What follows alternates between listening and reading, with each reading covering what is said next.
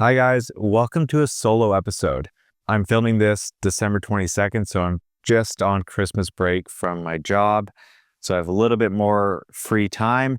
And I wanted to make a video for a while now where it's just me talking to you guys and discussing, I guess, podcasting in general or life in general. But before we do that, I'd like to just stop right here and just say if you're not following on Spotify or you're not subscribed on YouTube, to please go ahead and do so. The more subscribers I have, the more my content gets through the algorithm, the more views I have, and it's sort of like a snowball effect.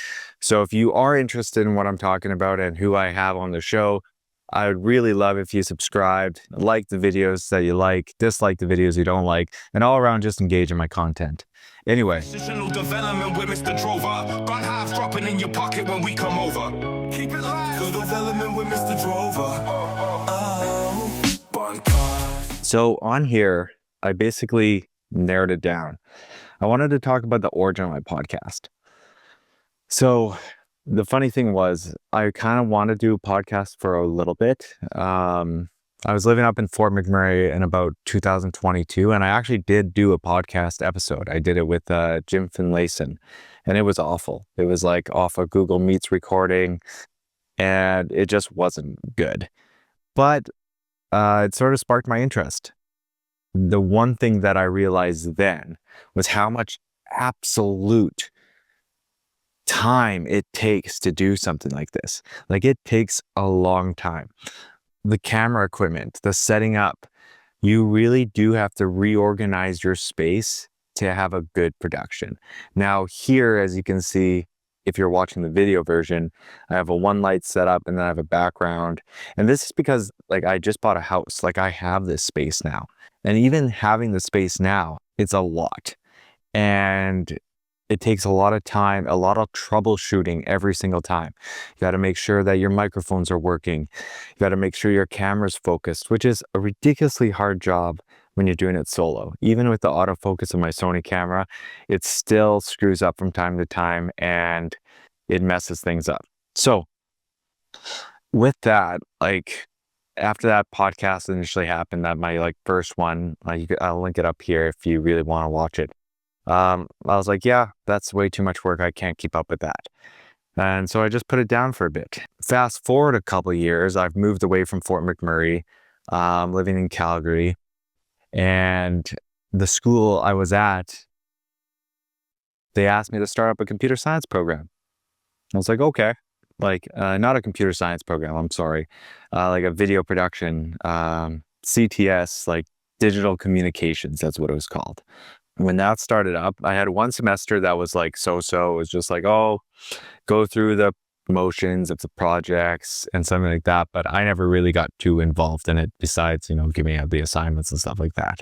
That was like September to December of 2023. And then it comes to January 2024. I have a new set of kids. I was setting up some stuff for the new semester, and I set up sort of like a set just like this one. And I made a little video. It was like an update video that I could post to my channel, just being like, hey, I'm sorry, I don't really use this channel anymore. And then I was like, hey, I can totally do this. And I think I always knew I could make something like this. I can make something of quality. Like, my production value is really good. Just when you're a teacher, not only do you not have a lot of time, but you don't have a lot of creative energy after the fact. So after a day of teaching and a day of just putting out fires, you really don't have an idea that you can sit down in front of the camera and talk about.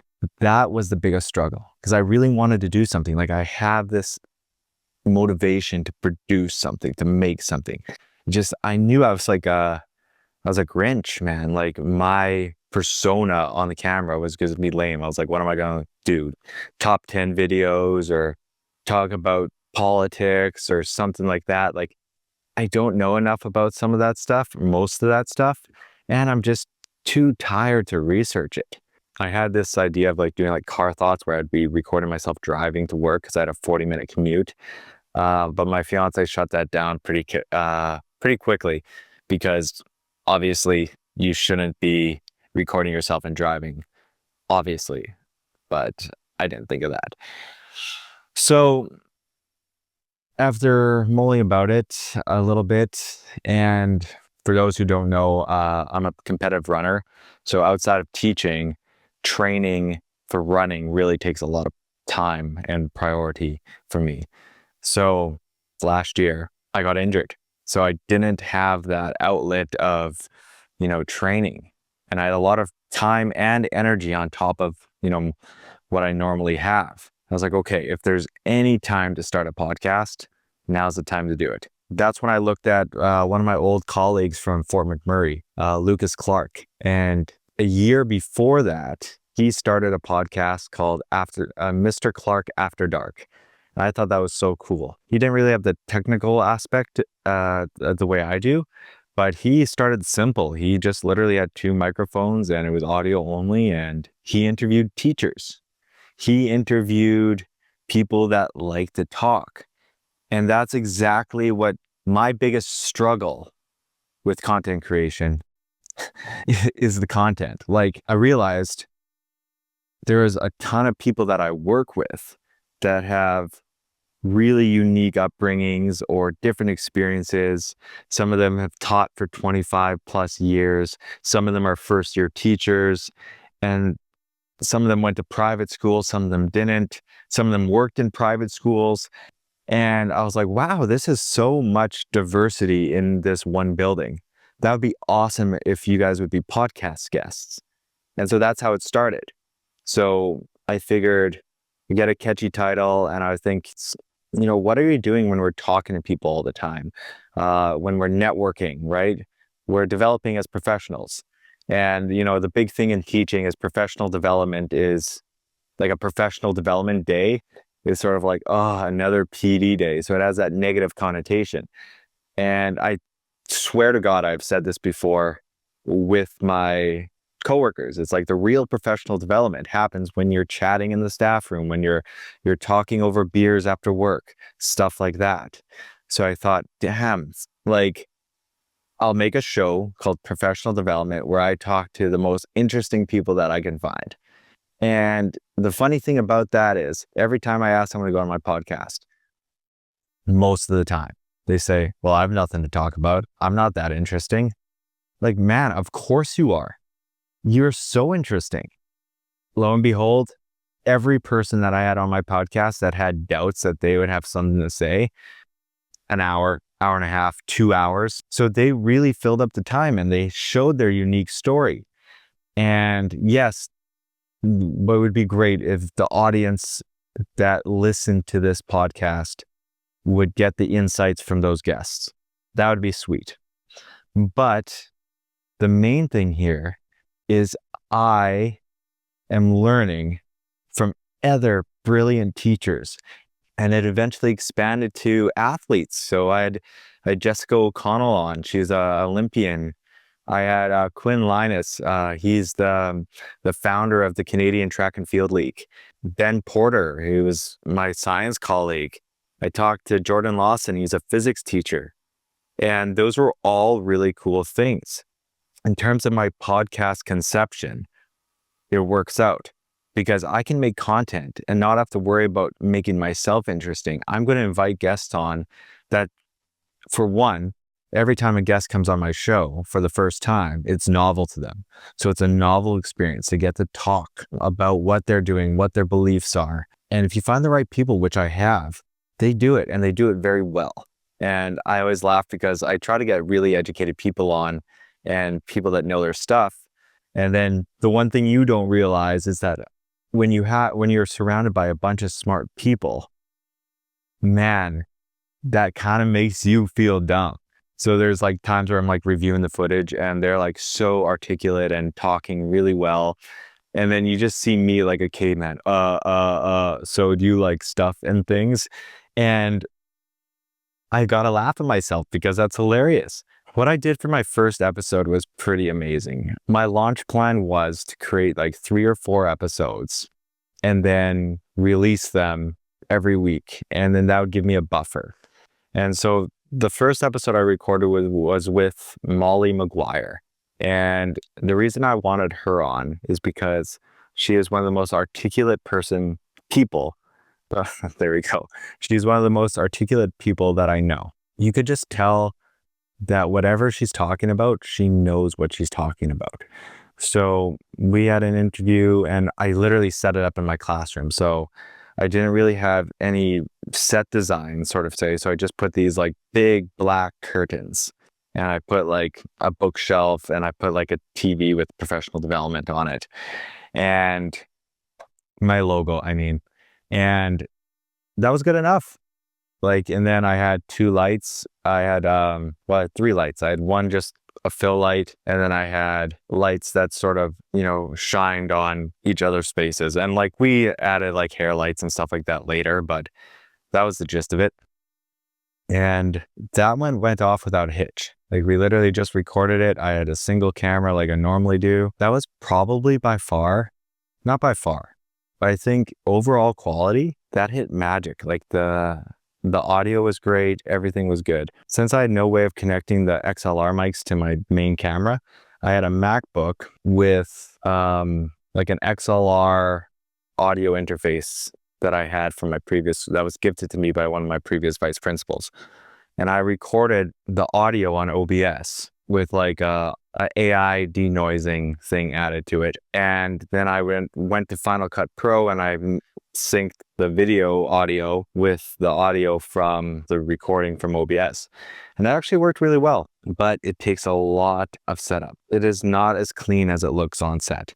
There's like wires everywhere. It was messy. Things get broken all the time. But yeah, we went without a hitch.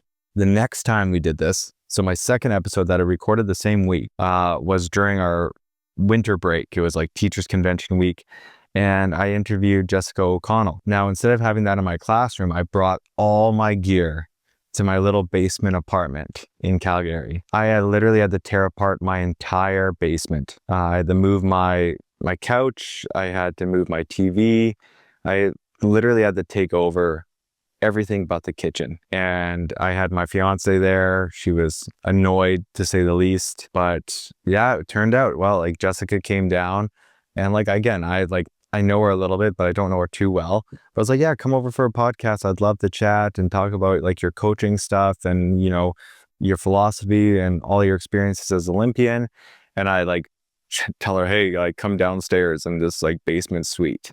And sure enough, I had my whole like setup there. And instead of using like a dresser as like the centerpiece, I just used my TV stand. And it was good. It worked out good. So after that initial start, I pretty much had the same setup in my classroom for that whole term. So I got to interview teachers that were in my building really easy. So I had an educational assistant on, Michelle. I had Ben Porter, who was a science teacher, I had a physics teacher, and then I had the shops teacher on eventually, as well as Cassandra Masters. And that was really easy to film because I had my whole setup and I let kids use it for their projects. So pretty much all I had to do is get the teachers after work or at lunchtime or whatever to come in and do a recording with me. So I banged out a ton of those episodes really fast. The problem I encountered, probably about halfway through this was I'm going to run out of local people to talk to. So that's when my buddy Lucas from the other podcast, he mentioned Riverside. And Riverside is like an online platform that records locally, like all your video quality locally, and then re-uploads them so that you can have sort of like a Zoom chat with them, but you don't get that degrading quality of like streaming video. And it was actually perfect. It was like the best resource I could possibly have. I would like slide into people's DMs and just like ask these people that I had no business asking to be on my podcast. I watched this video about a guy escaping North Korea, talking about the totalitarian state and all the human rights that are being ignored in those countries. And his name was Timothy Chow. So what did I do? I went on Instagram and I found his Instagram page and I said, hey, like, man, like your video really inspired me. Would you like to present this virtually to like a social studies class in my school? I set it up with him and we had a great discussion about what we'd like to talk about in to grade 10 and 11 social studies class at the school I was teaching at. And they did. We had that presentation and it was really sweet. So after the fact, after I got him to the podcast, it was sort of like a bait and switch, I guess, but I was like, hey, do you want to come on my personal podcast? So a couple weeks later, I had him on professional development as a guest, and we talked via Riverside through that about more details about his relationship with religion, how he moved to the UK and how his life is going now, and sort of connected it with my life. And it was really awesome. And that's someone that I never thought that I'd be able to talk to. Another person is Mark Geller. So he plays Keir Egan in the Apple TV show Severance. I saw him on Instagram again, and I was like, this would be awesome to have you on. I like literally commented that on one of his podcasts because I saw like Screen Rant or a really big podcast, big YouTube channel have him on. And he literally replied in the comments being like, I'd love to. So I DM'd him, we got it set up, and we chatted movies, and we chatted like the experience of becoming an actor and the struggles that go with that, and working with people like Ben Stiller and like, you know, other heavy hitters. And, you know, you're on set with these amazing people and you're trying to learn from them. And we talked, you know, for a good 2 hours. I actually had him on again for like a Halloween special. It just, it hasn't released yet. And I'm having some technical difficulties because it's so old now, trying to get it back. But that was an awesome person to have. And like, we still message all the time now. So I made like a lifelong friend with Mark Geller. He sent me a Pokemon card, like a Keir Egan Pokemon card through the mail. He's awesome. Like, he's one of the best guests I ever had because he was really down to earth. I had the Calgary Police Service on, which was amazing. So I met the Calgary Police as I was exploring opportunities to transition to a different career, because I thought I saw a lot about policing and I figured, hey, like this is another way to serve the community. So I was thinking about switching careers from teaching to policing. Through that, I went to this program called Run It with a Recruiter. And it was sort of like 4:30 in the morning, 2 times a week. You get to train with the police, learn about the application process, and, you know, get some fitness along the way. And I was injured, right? I was still recovering from an injury. So this is a really good balance for me because I could start to work out again and progressively get back into shape. So I met Constable Martin and Sergeant Emily Tetley, and they were starting, the Calgary Police Service was starting their podcast. Everyone's starting a podcast. And I told them like, yeah, I run one. Like I run a podcast. It'd be awesome to have you on. And sure enough, we scheduled a time for them to come to my school and do a presentation with my students. And then after, they went to my classroom and we filmed the podcast. It was great. That brings us to like the fall. And, you know, I have a bunch of different guests I didn't talk about, like the shops teacher. Like I have a Dr. Poppy Gibson. She was amazing. She's from the UK and she's like an education specialist. Mitch Katakunen, who is my old mentor teacher when I was in education school. So many different people that have so many different walks of life, I should say. And now that I've moved back to my hometown in Winnipeg, I got to interview my best friend, Matthew Van Shepdale, and I learned about what he does for work as in microbiology. And I got to talk to him about track because he's an amazing athlete, about running, how he runs a 107 half marathon. And, you know, it's kind of a dream come true. So now I'm getting to talk to people that I haven't talked to in years. I'm getting to meet new people. What's next for this podcast is, since I'm back in my hometown, I know a lot of people. So I'm going to try to have a lot more local people on. There is a couple names. I just haven't confirmed anything so far. So if you haven't already, subscribe to the channel, follow the Spotify page, and there will be some amazing, interesting guests. I just don't want to say their names yet, just in case some flip-flopping happens. Overall, I think that this year of podcasting has taught me a lot. It's taught me a tremendous amount of video production stuff. It taught me that rambling isn't necessarily bad. Like I rambled in this video, that's totally fine. And, you know, nothing has to be perfect, right? Just release it. This video, I can tell right now, I rambled way too long about certain things. That's fine. It's totally fine. Because if this doesn't do well, so what? The next video will. It was practice for me. Don't wait on having everything perfect. Just go for it. If you have any questions, let me know. Comment below. If you want to tell me who your favorite guest was, that would be great too. So with that, everyone, have a great new year. Do something with passion this year. Do something that you're passionate about this year. That's all I got to say. Whatever you put your energy into, make it worth it. All right. Till the next episode, guys. See you later.